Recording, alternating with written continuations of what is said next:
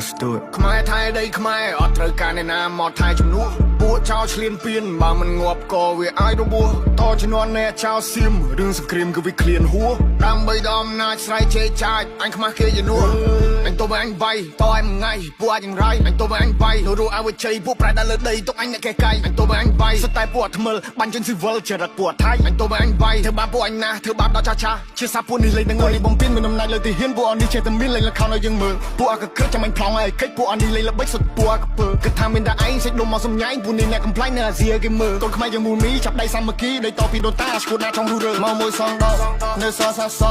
អត់មានអ្នកកងប់លើដីខ្មែរអត់មានអ្នកហាយពួកអាបសអញមានឈាមខ្មែរដូនតាអញថែដល់ទីបញ្ចប់ពួកនេះលប់ឡាយមានសាសនាដែរតែធ្វើដោយលប់អោពិភពលោកជួយដឹងឮផងថាស្រុកខ្មែរបបាដែរមានចោលក្បែរលបងចោលមកលឺដែរសុំជួយចាប់ផងចេញដែនដីអញឯង not below ខ្មែរថៃដីខ្មែរអត់ត្រូវការអ្នកណាមកថៃជំនួសពួកចោលឆ្លៀនពៀនបើមិនងាប់ក៏វាអាចរបួសតជំនាន់អ្នកចោលសៀមរឿងសង្គ្រាមគឺវាឃ្លានហួរដើម្បីដល់អំណាចស្រ័យជេរចាចអញខ្មាស់គេយនួរអញទៅបើអញបាយតឲ្យមួយថ្ងៃពួកអាចយ៉ាងไรអញទៅបើអញបាយនៅរស់ឲ្យជ័យពួកប្រែដល់លើដីទុកអញអ្នកកែកាយអញទៅបើអញបាយសុទ្ធតែពួកថ្មិលបាញ់ជិនស៊ីវិលចរិតពួកថៃអញទៅបើអញបាយធ្វើបាបពួកអញណាធ្វើបាបដល់ចាចាជាសាពួកនេះលេងទាំងអីនេះហើយប្រទេសបងមានថាយើងមួយចំហៀងសុទ្ធតែអ្នកក្រនេះហើយប្រទេសបងមានមើលឃើញប្រាសាទគិតថាជាថ្មនេះហើយប្រទេសបងមានពេលយើងជួយសេដ្ឋកិច្ចគិតថាយើងពលករ